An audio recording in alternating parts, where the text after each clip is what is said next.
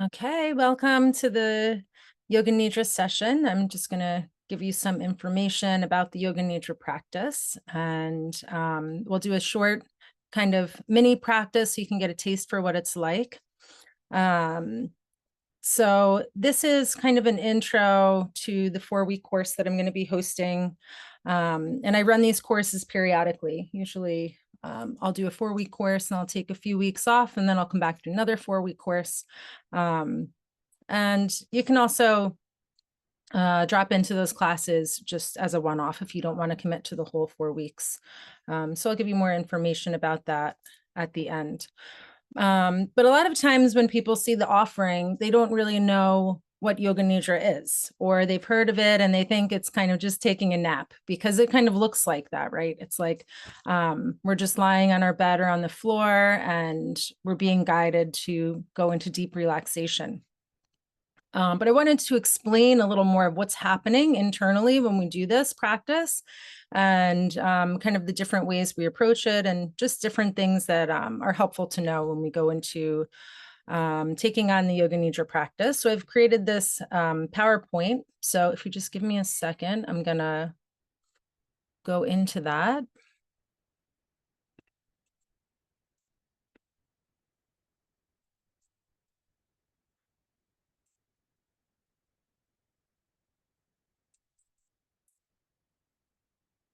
Uh,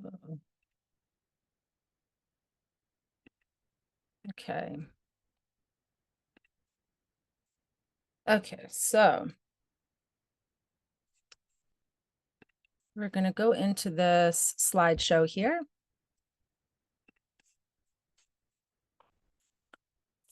So Yoga Nidra is a way that we can drop into a meditative state effortlessly. And this is to help us to, come out of our thoughts so much. We're always kind of trapped in this kind of heady space, disconnected from our body. It's kind of like I like to say people are kind of floating around like just heads without bodies detached, because that is kind of what the modern society state kind of has us in, right? We're just always in our minds, always thinking and planning and doing everything up in our minds, especially with technology, very connected with the air element. And so this is the exact type of situation that Yoga Nidra is a really perfect kind of prescription for. So what happens when we do Yoga Nidra? So what it looks like from the outside is we create a kind of nest, a comfortable space, and we lie down, and you're either doing a live class, you do class in person, or you can also do classes online, which I find to be very effective, because when you do an online class, you're listening and you're also in your own home. So because we don't need any physical adjustments, or we don't need the teacher to really see what we're doing, it's really effective to get this transmission of the teachings in an online virtual platform, even just by a recording. Doesn't even have to be live. So when we create the nest, we want to be as comfortable as possible, but we also don't want to fall asleep, because what we're doing is we're dropping into the sensation of the body. We're feeling the experience of the physical body. And this helps to take us out of our thinking mind. So we're disengaging from our thoughts by methodically relaxing the body. And we do this with techniques like visualization. And then always there's a rotation of consciousness. And this is a practice of bringing the awareness to different points of the body in a certain sequence. So there's different ones that I do, and they have kind of slightly different effects. Sometimes there can be a placing of a point of light at certain points, or a placing of a mantra, or we're just going around to the different points of the body and just kind of checking it out and seeing what's there. There are also some different breathing practices that are part of the Yoga Nidra practice. There's different schools of Yoga Nidra. So depending on the school of Yoga Nidra, the breathing practices might look different. Like sometimes we do a point-to-point breathing, which is the Himalayan masters, which would be like, inhaling from the crown of the head down to the feet. And then we go crown of the head to the knees and crown of the head to the pelvis. And it's a way of breathing in and out and visualizing light entering and touching certain points of the body as a form of healing. Or we'll count the breath backwards. It's often done 27, counting down to 21, 27 breathing in and 26 breathing out. And just this focus on the breath and the physical body, the breathing experience, that helps us to disengage from the thoughts and really helps us to relax the body. And we do want to be still throughout the duration of the practice. We want to try and maintain this level of perfect stillness. So when we come into our practice space, we really want to set it up so that we don't have to move and adjust once we begin the practice. So as we do these things and we're doing the breathing, and then we have rotation of consciousness, all of these methods and techniques just really help to slow down the brain waves. So when you're slowing down the brain waves, you come into a meditative state. And oftentimes people may have difficulty with just meditation itself, like a seated practice. And Yoga Nidra kind of unlocks this meditative state with much less effort. It's kind of an effortless way of accessing the benefits of a meditation. Okay, so a few other aspects of a Yoga Nidra practice that are really important. One is intention. So when we work with an intention, it kind of steers the practice. It gives guardrails to the practice. It informs why we're practicing. It's often said, just for meditation, yoga practice, any of these practices in general, if you practice without intention, if you don't know why you're practicing, or if you don't have a reason you're practicing, then it's like being in a canoe without an oar. Like you don't have anything to steer you. So intention setting is its own practice, really. You can really create a solid intention creation practice. And it can look like journal writing. You can create a mantra out of your intention. And you can really strengthen it by, maybe writing 108 times, writing your intention out. That's one thing you can do. But really what we're doing is at the beginning of the practice, if we go into the practice with an intention, we're going to plant the seed of that intention at the beginning of practice. Or what we do is we can also work with intention as a spontaneously arising type of thing. So this takes a little bit more experience with intention practice. So what would happen is there's, the relaxing of the body, and we're dropping in and becoming still. And then we set the intention somewhere around this point of the practice, right around the beginning portion, after we've kind of settled into the initial relaxation. So once I call for the intention, you can call to mind the intention that you're working with. Maybe you have something going for this moon cycle, or just something that's coming up for you. Or you can go in completely clear with no intention, and then you just see what spontaneously arises. So often what happens is when you really relax the body and you just allow for something to show itself, the heart opens and it gives you this kind of insight to an inner longing that maybe you weren't so privy to before. But there's no pressure. So if you want to experiment with the spontaneously arising intention, but nothing comes up, nothing's been done wrong. There's nothing to worry about. You can always default to practicing for the benefit of all beings. And this is going to strengthen any practice you do. It's going to bring you tremendous blessings. So you can always have that to fall back on, or you can have a supplementary intention, just of healing, or something that you just kind of fall back on if something doesn't spontaneously arise. So the intention is a really foundational pillar of the practice. And then just as the intention kind of steers the practice, we also create an inner resource. And this is like the grounding of the practice. So an inner resource is also its kind of own practice, where you can have a meditation around establishing an inner resource, just that whole practice on its own. And I will give videos with the 4-week series, separate bonus videos on both intention setting and inner resource establishment. So the inner resource is like a safe place. So a place where you feel completely secure. It can be imaginary, it can be real, it can be a symbol, it can be a person, it can be a pet, it can be a place, but it's just a place that, or a thing that when you think of it, you instantly feel safe and secure, comforted. And the reason we establish this is that because we are relaxing the body so deeply, sometimes people aren't used to this sensation of the deep relaxation, and it almost feels like too much weightlessness, and it can sometimes cause a bit of disorientation. And so if at any point there's this feeling of being unsafe or a feeling of just discomfort, you can always call back on the inner resource. So we established that, and then with the inner resource established, the intention established, we have the pillars of the practice. Excuse me. So why are we practicing Yoga Nidra? What are the benefits of this kind of outwardly looking practice of sleep or napping?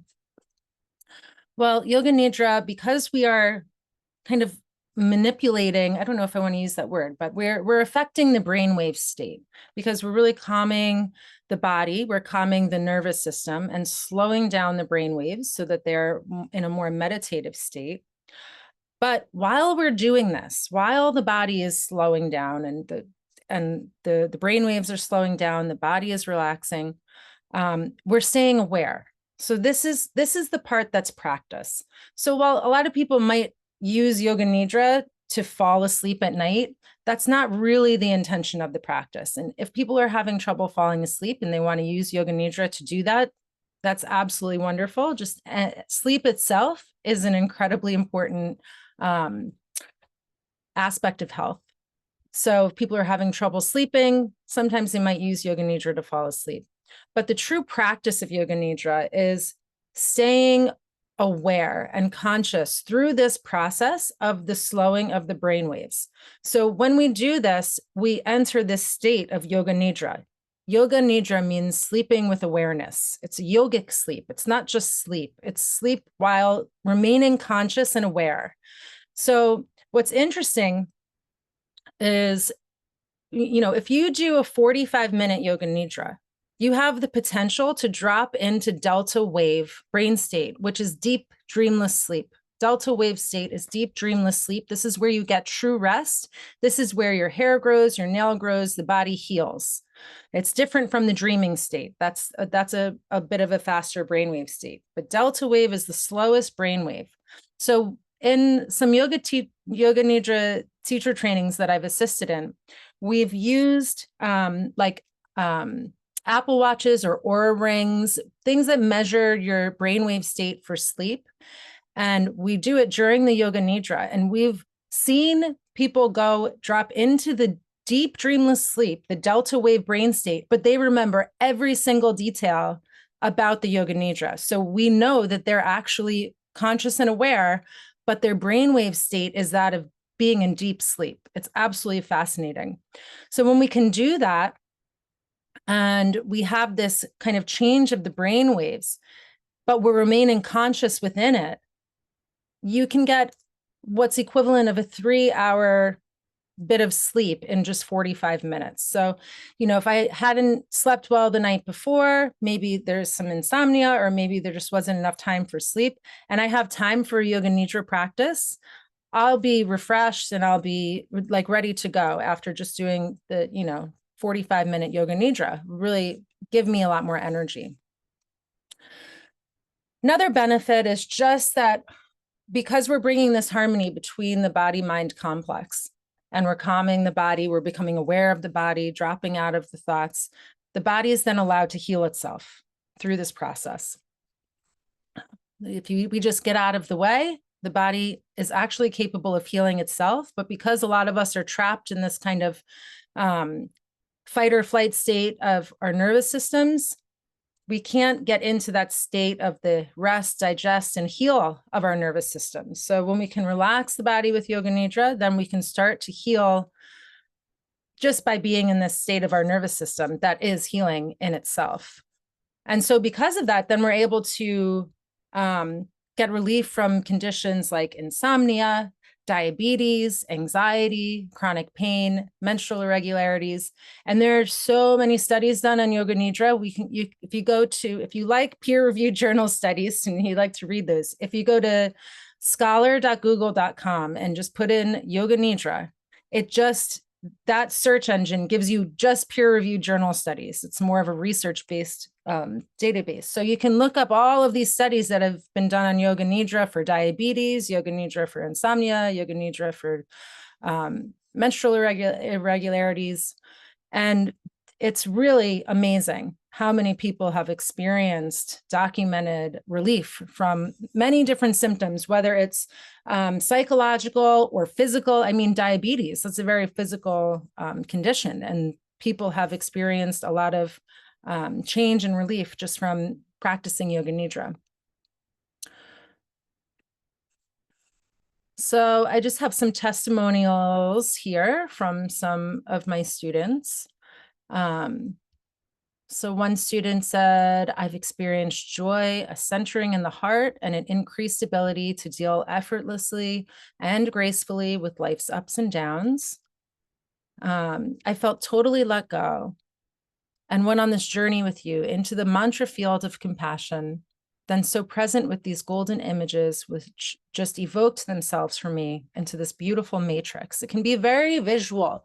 These experiences, it's kind of like a lucid dream in that you are aware that you're practicing Yoga Nidra, you're not asleep, but the images just appear. And it's really incredible. Even if you are not, I am not good at visualization on command, but I get the most incredible imagery within the Yoga Nidra. And it's really, really powerful.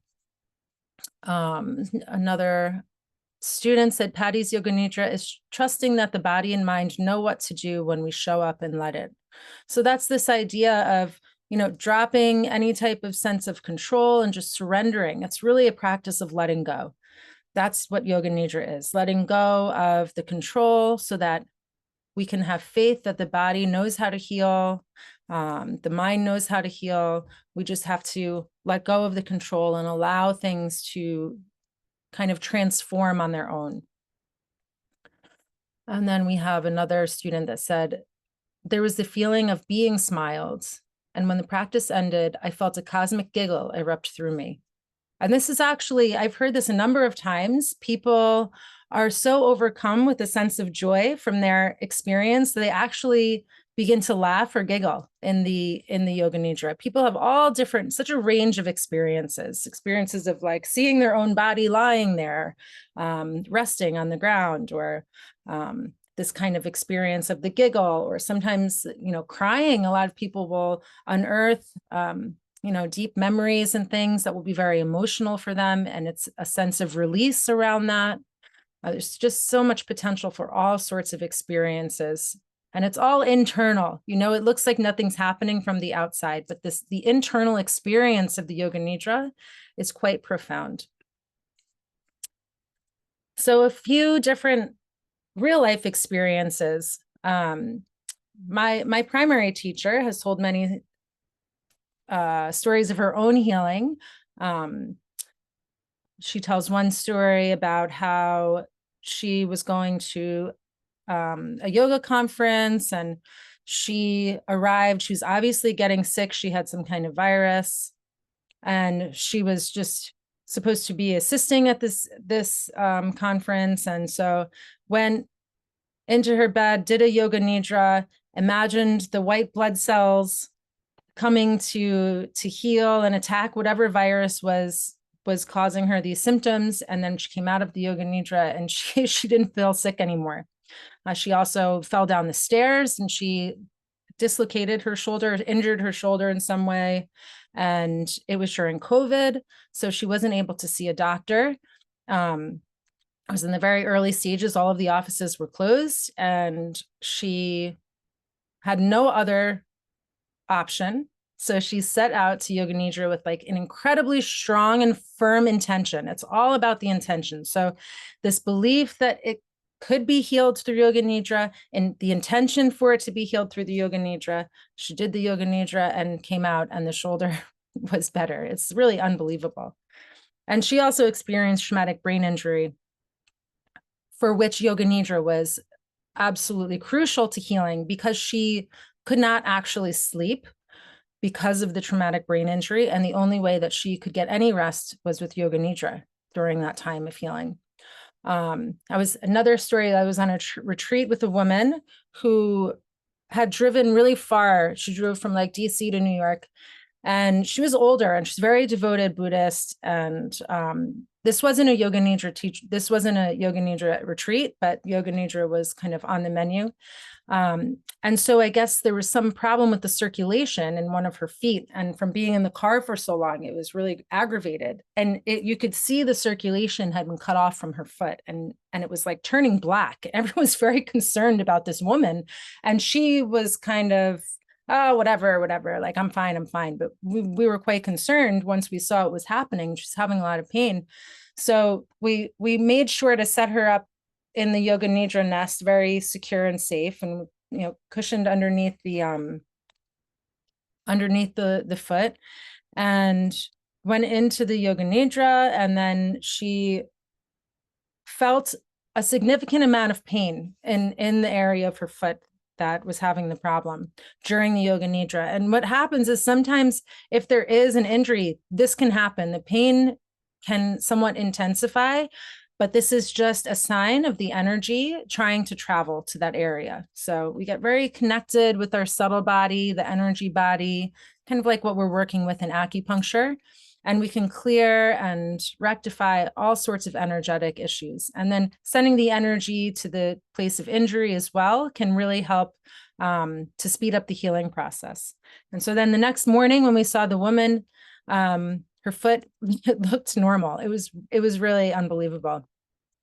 And then myself, I've had just really beautiful experiences of feeling my body dissolve into like an ocean of just energetic vibration. I've had all sorts of different traumas healed, templates of belief have been changed. These incredible visualizations of deities and just kind of beautiful dreamscapes. And I've become much more aware of my subtle energy body myself, my chakras, my meridians. I can sometimes feel them activating or opening within the practice. And just my own personal experience with insomnia. Had terrible insomnia. I would never be able to take a nap. And after I'd been practicing Yoga Nidra for a few months, I could take a normal nap. Like I could just lie down and take a nap. That was huge deal for me. I'd never been able to do that. And I no longer have insomnia. And if I really wanted to, I could lie down and I could take literally a 5-minute nap and get up and feel like I had rested. So it's a training in how to relax your body, because it takes us so long to relax our body, right? Because we're stuck in our minds. But once we can train ourselves how to relax our body systematically, methodically, and deeply, that's how we can come out of our mind and we can start to heal and meditate, and all of these things open up for us. Okay, so now how are we preparing for the Yoga Nidra? So you need a quiet space, obviously, where you won't be interrupted. You want to be aware, conscious throughout the practice. So sometimes if people practice right before bed, they would think, oh, sleep, it's good practice at night. But oftentimes people are too tired and then they do fall asleep. So I like to practice between like 11 a.m. and 2 p.m. That's not an option for everyone. Some people will practice right when they wake up in the morning, and they'll do a Yoga Nidra upon waking up, because then they know they won't kind of fall back asleep. But for some people, they will fall back asleep or they don't have time. So just really play with it. Find what works for you. If you want to try an afternoon practice, but you're working during the week, maybe try it on the weekend. But but it's really, it's a very personal practice. And because you do have the recordings, you'll be able to do them at whatever convenient time works for you. And you can also do the same recording over and over again, especially if you like it and you had success with it. You'll have different experiences every time. So when you make your nest, when you're first starting out, it is usually better to do it on the floor.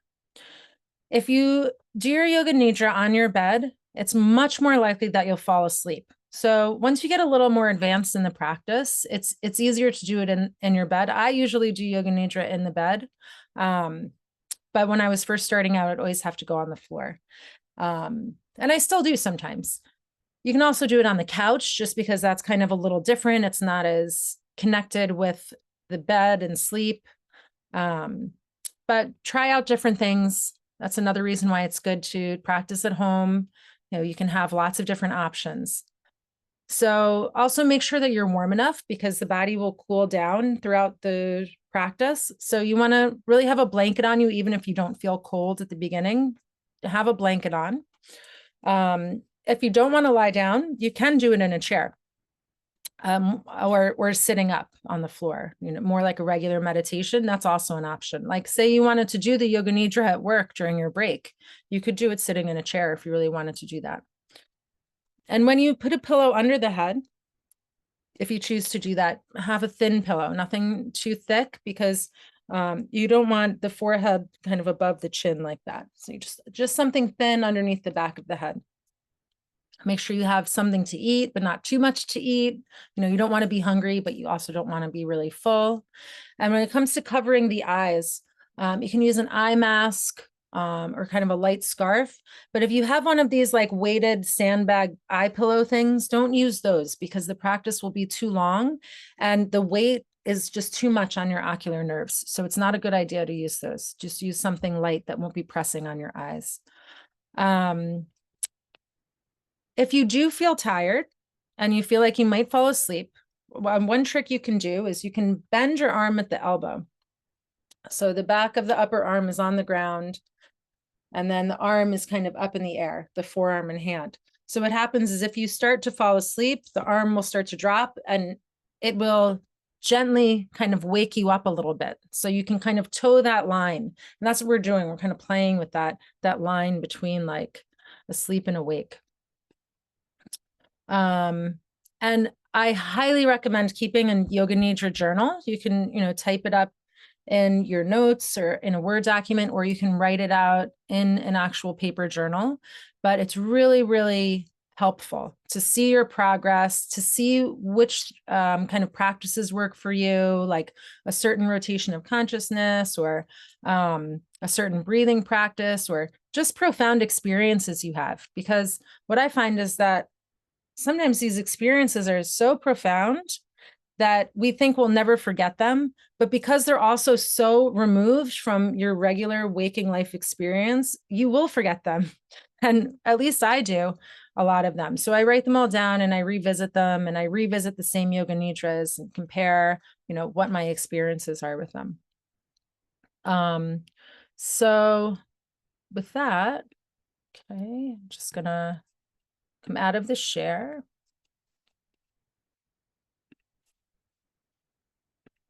Okay, so with all of that information and all of those guidelines, let's just do a little short Yoga Nidra, just kind of a taste. So I'm just going to have you set up your nest here and, lay out your area that you want to use.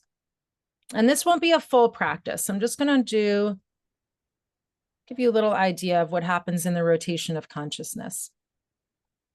So as you start to come into your space, you lie down, maybe something under the knees, rolled up blanket or pillows, sometimes nice, a thin pillow under the head, a blanket over your body.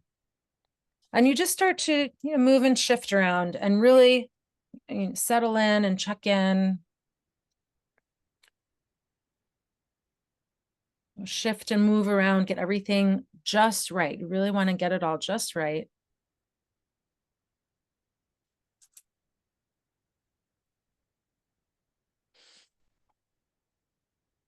And then as you settle, just start to take some deeper breaths.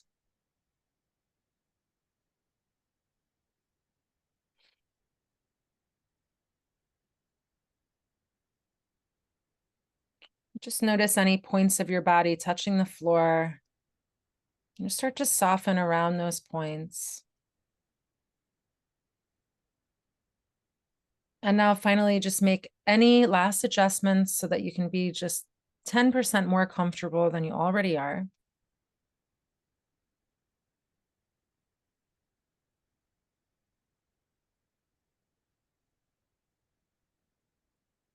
And just feel the outline of your whole body lying here on the floor. Yeah.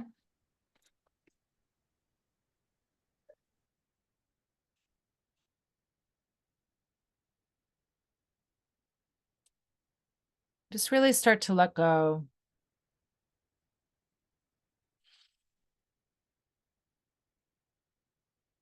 Feel yourself supported by the surface beneath you.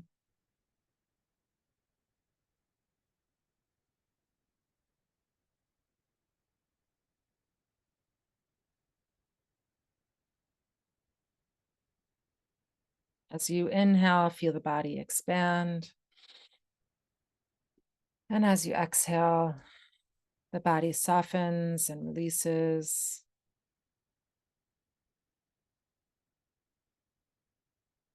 Just letting go a little bit more with each exhale. The inhale finds the tension in the body, and then the tension links onto the breath. Tension rides the exhalation out of the body.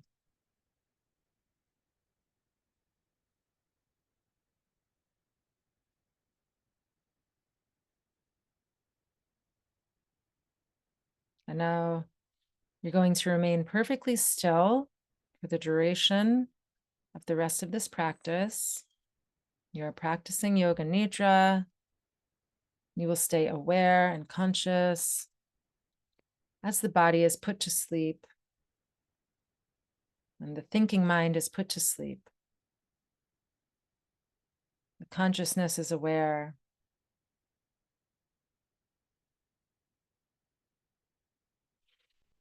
Take 3 nice, deep, cleansing breaths.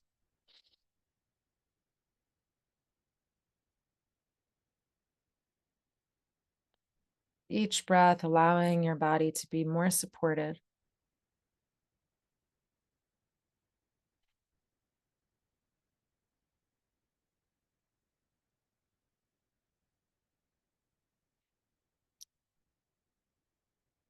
Just bring your awareness to the heart space, just the middle of the chest, and see if there's any intention that either spontaneously arises for you or the intention that you wish to work with today. Just find that intention and creating a statement around it in the present tense and in the positive.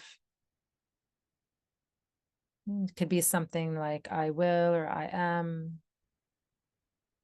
and then your statement of intention.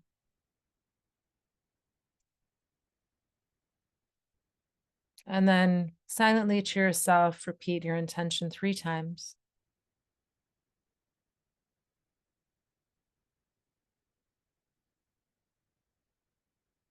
And now let the intention go.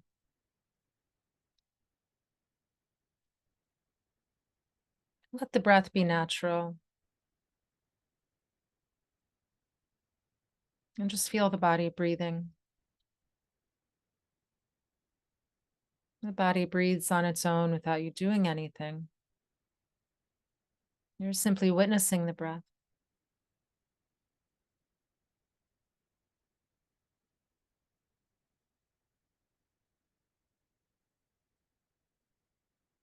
And the body has its own natural rhythm to the breath. You're simply observing that rhythm.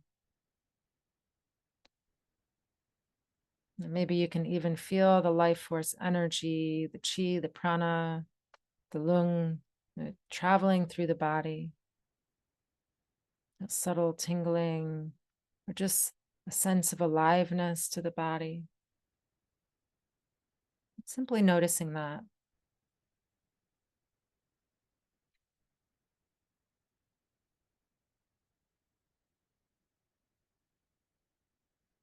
Now I'll guide you through a rotation of consciousness.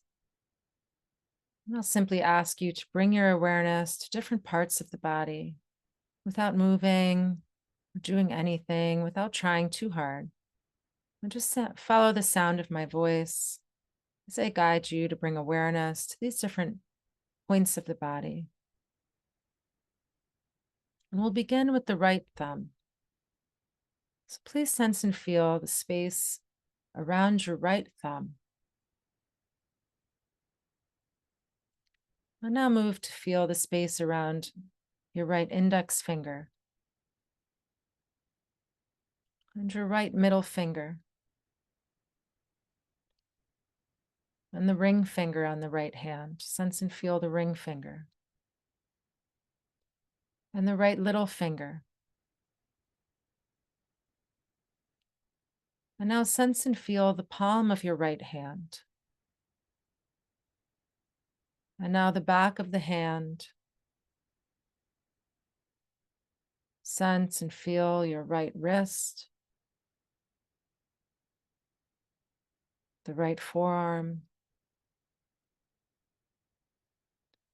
right elbow, the right upper arm. Sense and feel the right shoulder,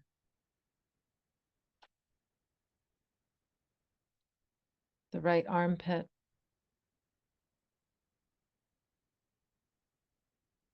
the side waist on your right side. And sense and feel that deep cave of your right hip joint, all deep inside there. Noticing that entire joint of the hip on the right side. And now feel the right thigh, your right knee, check that out, the space all around your right knee, the right calf and shin, and sensing and feeling anything in your right ankle. Then moving to the heel of the right foot.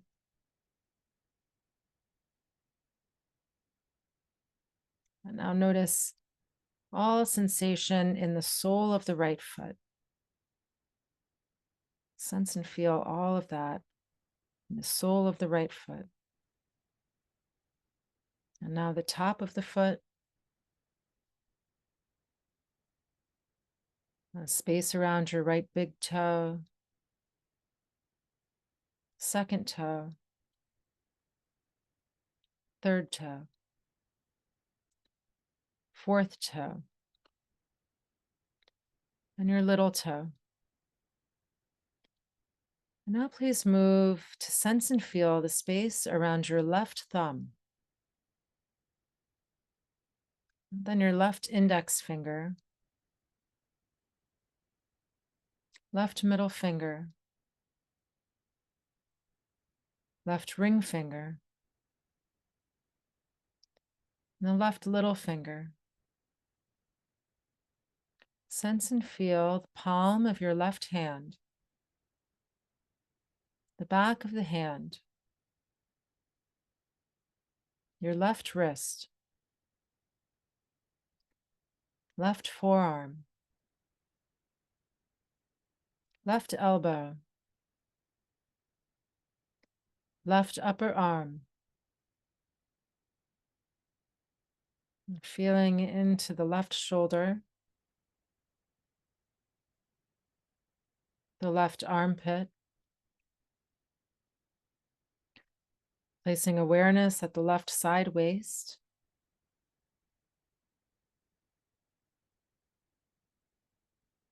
all into the deepness of the left hip joint,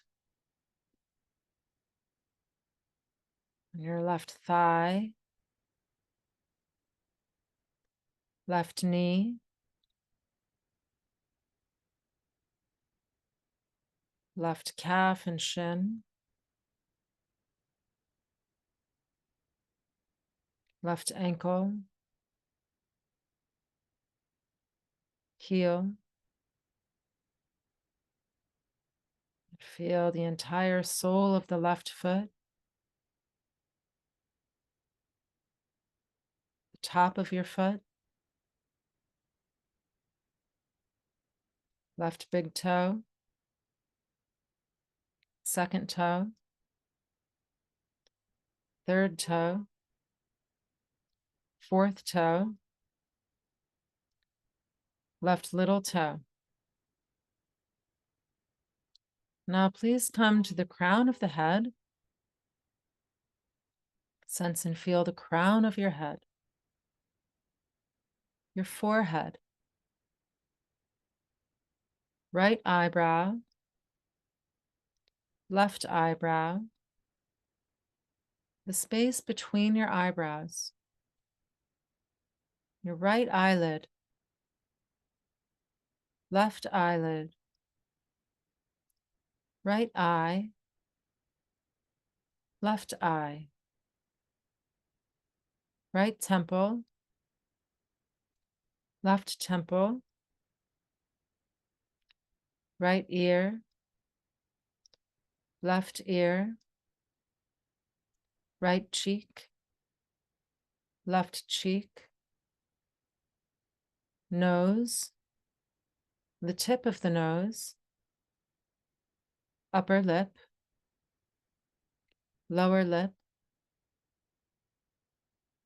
chin, throat. Now please sense and feel your entire face. Feel your entire face. And now back to the crown of the head. And moving to sense and feel the back of the head and the neck. Now please sense and feel your entire head and neck. Now the tops of the shoulders,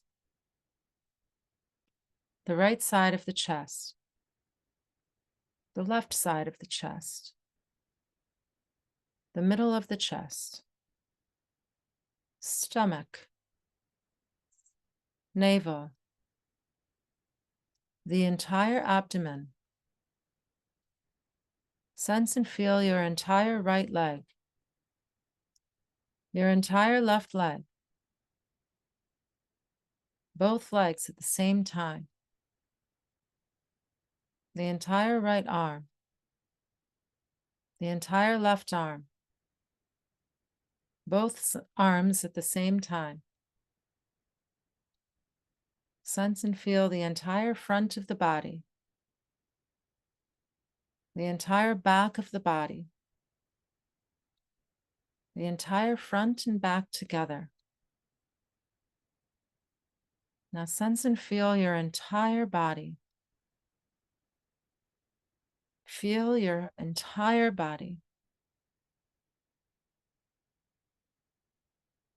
Sense and feel your whole body lying on the floor from top to toe.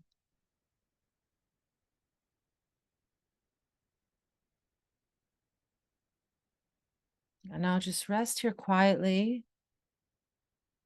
for a few minutes, just witnessing the silence, consciousness aware. The body is asleep, mind asleep. And practicing Yoga Nidra, awareness remains.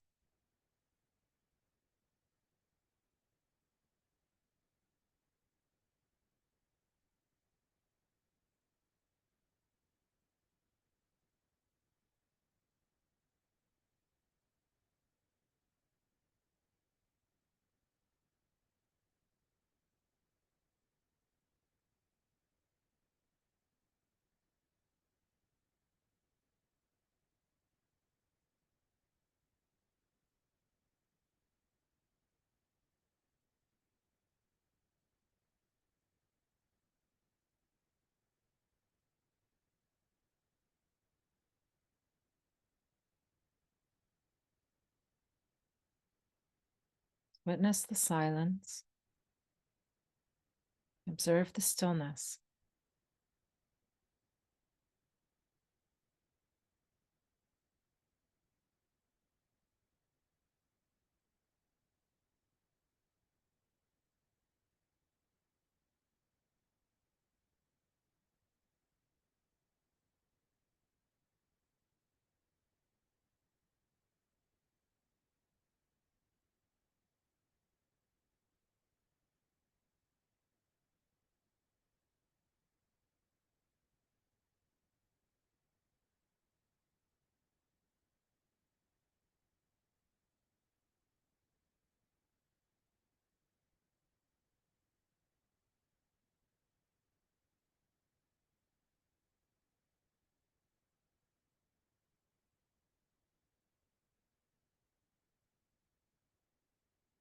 Now, please come back to the heart space and recall your intention from the beginning of the practice. And once again, silently to yourself, repeat your intention 3 times.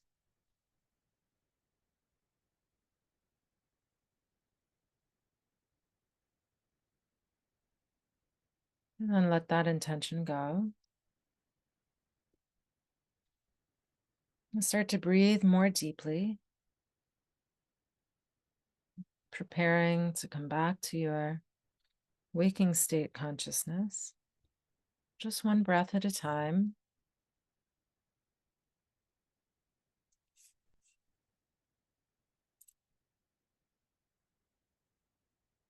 And then as you feel ready, you can very slowly just even consider starting to move.